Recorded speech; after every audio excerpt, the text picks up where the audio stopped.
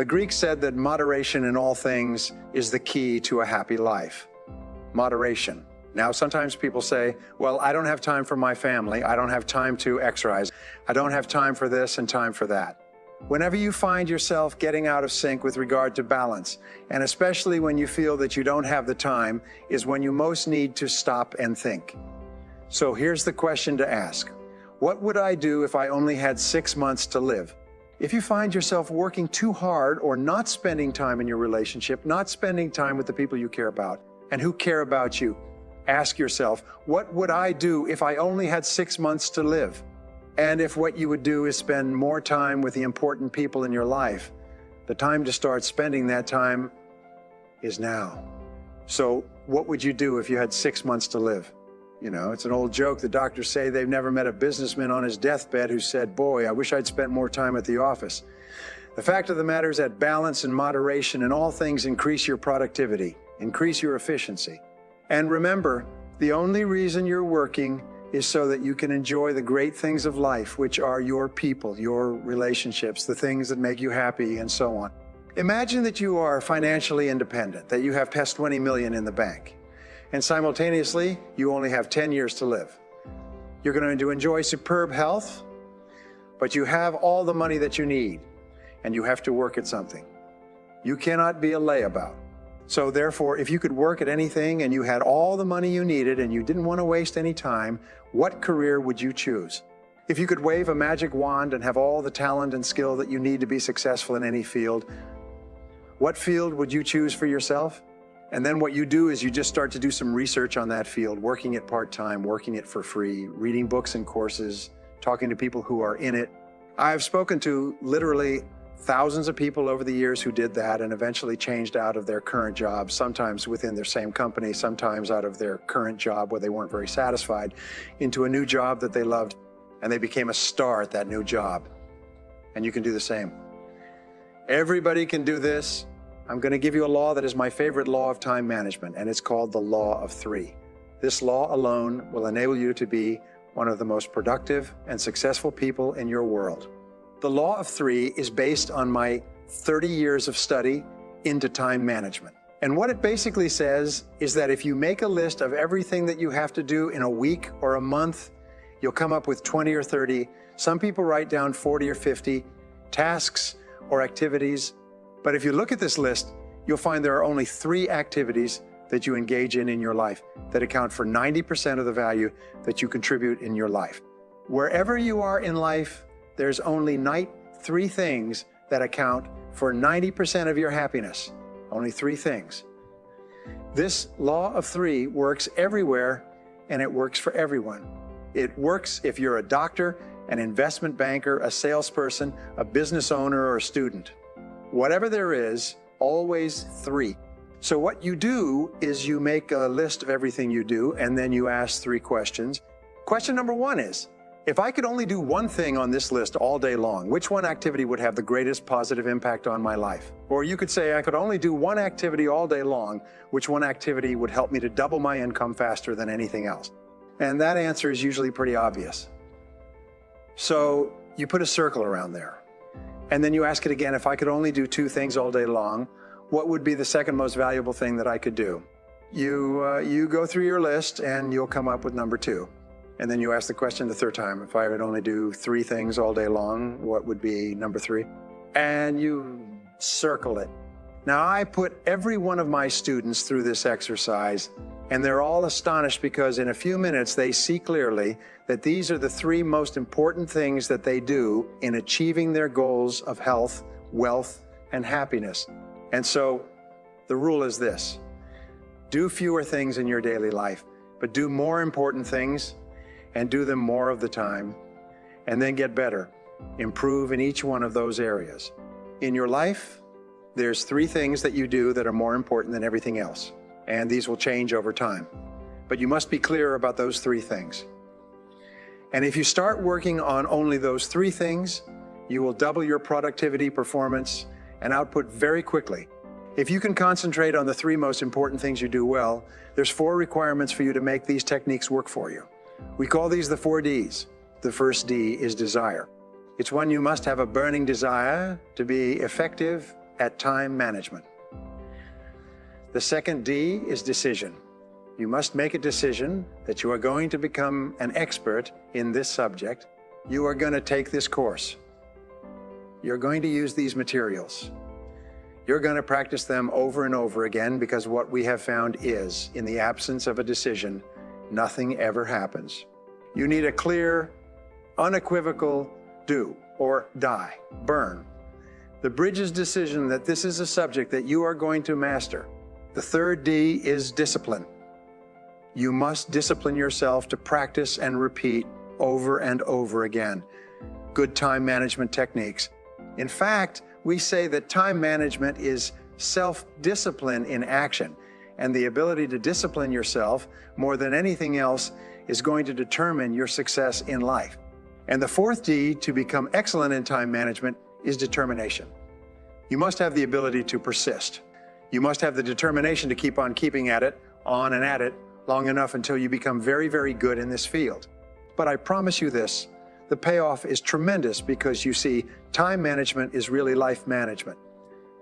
Everything that you do to improve the quality of your time management will improve and enhance every part of your life. You can even say it this way: the quality of your life is determined by the quality of your time management. The quality of your life will be determined by the way you use your time, minute to minute, hour to hour, day to day, because your time is your life. In every single study of high-performing men and women, we find that intense result orientation goes hand in hand with big payoffs in life. You see, it's not how much time you put in or the activities that you engage in, or how sincere or how intelligent or competent or capable or anything else. It's only what you produce, the results that you get from the time that you put in, that counts in determining your rewards. Not only your psychic rewards, how good you feel about yourself, but your financial rewards. You're always paid in direct proportion to the quality and the quantity of the results that you produce. We call this the law of sowing and reaping, the law of cause and effect. The cause of everything that happens to you is your ability to get results. And the easier rewards, if you want to increase the quality and quantity of your rewards, you have to think all the time about increasing the quality and quantity of your results. Now, the second point is this: most people are very unproductive. Most people cannot do a full day's work if their life depended upon it. In fact, every study that I've ever seen suggests that the average person works at only 50% of capacity. In fact, in most work environments, about 30% of all the work time is spent in socializing, gossiping, wasting time talking, chatting, hanging around the water fountain, reading the newspaper, drinking coffee, and so on. What does it mean to you? It means that the average person is working at 50% or less of capacity. There are tremendous opportunities for you if you'll do some of the things that we talk about to rapidly move ahead of other people. The starting point of getting things done is the quality of neatness. The quality of neatness means that you start with a clean desk and you end with a clean desk. You start with a clean briefcase and you end with a clean briefcase. You take the time to make sure that your entire working environment looks neat, professional, productive, and effective. Remember this: it's not just what you do, but it's the perception of other people of what you do that counts. I read a story by a self-made millionaire who said that he built 5 successful companies, and one of their critical rules was that every single person kept a clean desk.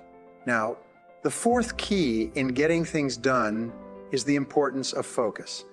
Focus, which leads to clarity, and we talk about this over and over again. Focus means that you're absolutely clear about what you're trying to accomplish. Focus means that you're absolutely clear about your key result areas and why you're on the payroll. We say that fuzzy focus leads to fuzzy results. Clear focus leads to clear results. And this means that you take the time to think.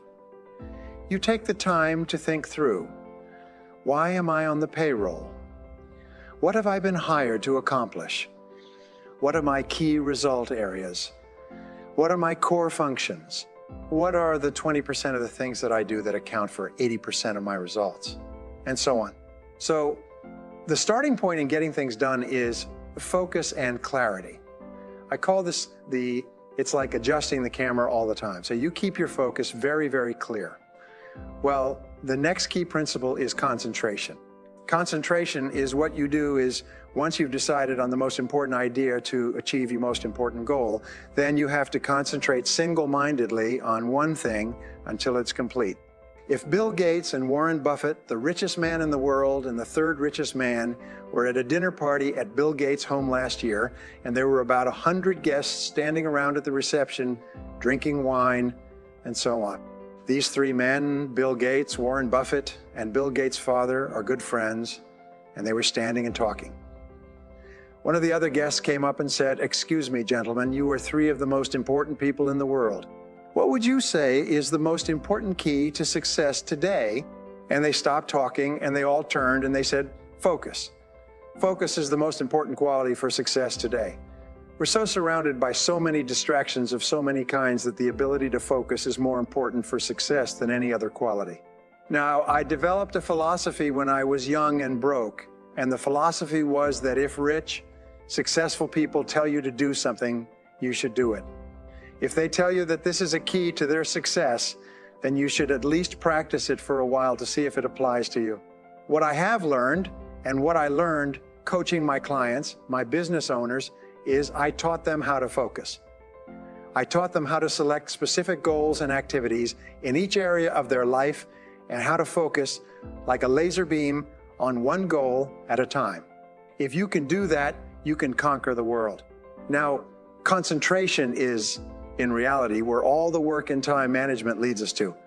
It is the ability to concentrate 100% on one thing, setting priorities, the most important thing, and to stay with that single task until it's finished. Concentration means moving forward in a straight line toward the goals and objectives that you've clearly identified. It means concentrating without diversion or distraction. Focus and concentration, I believe, in 25 years of research, are the reasons for success and happiness in life. The reasons for a lack of success and unhappiness are a lack of focus, a lack of concentration. I have found the most important time management or personal productivity principle of all, and it is this. Make a list of everything you do in the morning before you start work, and then select the one item on that list that's more important than any others in terms of potential consequences. And then start on that one task and work on it 100% of the time until it's complete. Now, if you can do that, you can double and triple your productivity, become one of the highest paid and most respected people in your world. Select your most important task. Start on it immediately. Work on it 100% of the time until it's complete, because here's what I discovered in 30 years of studying and writing books on time management. Task completion is the key to success. It is not tasks that you work on, but it's only the tasks that you complete. If you're a student, it's completing your assignments and your reports. If you're a salesperson, it's completing the sales. If you're a business person, it's completing different transactions. Everything in life is completing tasks. Now, here's a wonderful payoff. When you complete an important task, it gives you an increased sense of self-esteem and personal power. Your self-confidence goes up. You get more energy and more ideas. You feel happy about yourself. Whenever you complete a task, your brain gives you a rush of endorphins, and endorphins make you happy, more alert, and more creative. They strengthen your immune system so that you're never sick. So you'll find that what successful people do is they're always starting and completing tasks, and especially they start and complete them on time. Now, what does this require? It requires our old friend and enemy, self-discipline. Now, what we know about task completion is that not only is it the key to the future, not only is it the key to getting more and greater and better opportunities, but important task completion, doing something that's important to you and carrying it through and finishing it 100% at the end is a source of energy, enthusiasm, and high self-esteem. Men and women who are working consistently on getting important things done and staying with it to the complete are more positive. They're more optimistic. They're more self-confident. They're full of confidence. They have more belief in self-assurance in themselves, and they get more opportunities to complete more tasks. And here's the flip side. Completing low-priority tasks leads to stress. If you work and you get a lot of little things done, but they're not moving you toward the accomplishment of things that are really important to you, what happens is you just feel crummy as a result. We find that the average Brit, average German, average French person works about 1,600 hours a year. An average executive or business owner works about 2,000 hours a year. So what you do is you take your annual income and you divide it by 2,000. So let's say you're earning $100,000 a year divided by 2,000. That means that you're earning $50 an hour. This is your hourly rate. Over time, you can include all your benefits and pensions and so on. But whatever this is, let's say your hourly income is $50 an hour. That means, by Ricardo's law, the law of comparative advantage as formulated by David Ricardo, you don't do anything that pays less than $50 an hour. You only do things that pay you $50 an hour or more, or that people would pay you 50 quid an hour or more to do, and everything else you delegate. If there's something that someone else can do for $10 an hour, you hire somebody to do that. $20 an hour, $30 an hour, you keep hiring people who can do tasks at a lower hourly rate than yourself. Now here's the great discovery, and this can be life-changing. I call it the law of three. The law of three says that no matter how many things you do, how many tasks you do in a week or a month, and it's usually 20 or 30, three of those tasks account for 90% of your value. Only three. You make a list of all of your tasks, and I do this with my business owners, and I have them go through this, and they're astonished. They double their income within 30 days because I ask them the three magic questions. Magic question number one.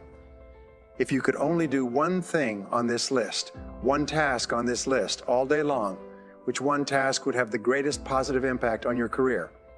Which one task? Well, it'll usually pop. It'll jump out at you. So you put a circle around it.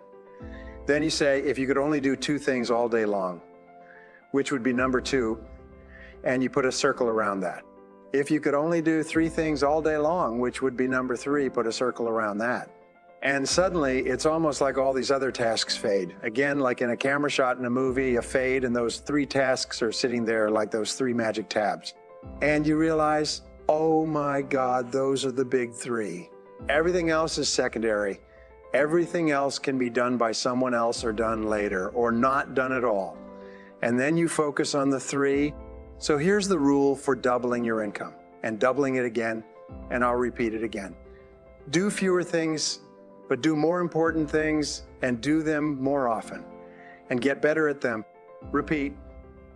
Do fewer things, the big three. Do more important things, do more of them, spend more of your day working on those three tasks, and then get better at those tasks so you can get more done faster at a higher level of quality. If you will practice the law of three, you'll transform your life. If you combine that with the eat the frog and work on your most important task, the one that can contribute the most value, and you can do that until it becomes a habit, just automatic. You get up in the morning and you just start working on your most important task, and you say, no, I don't do that. I don't do little tasks. Those are not my job. People say, what about this? What about that? I said, excuse me, I'm management, my labor. I do management tasks. I do my big three labor. Does all this other thing? So you, person who's watching this right now, is your management on labor. Think of yourself as management and do your three tasks. If you can do that until it becomes a habit, you're going to conquer the world. All of us over the course of our lives want to develop character, and character has been defined several ways. One definition I like is that character is the ability to follow through on a resolution after the enthusiasm with which the resolution was made has passed. So taking this course, by the way, you'll make a lot of decisions and commitments and resolutions. The true measure of character is whether or not you have the capacity to follow through. Character, in effect, is self-discipline in action. Character is self-discipline in action. You can tell how much character you have by how willing you are to discipline yourself, to make the sacrifices that are necessary in the short term, to have a great life in the long term.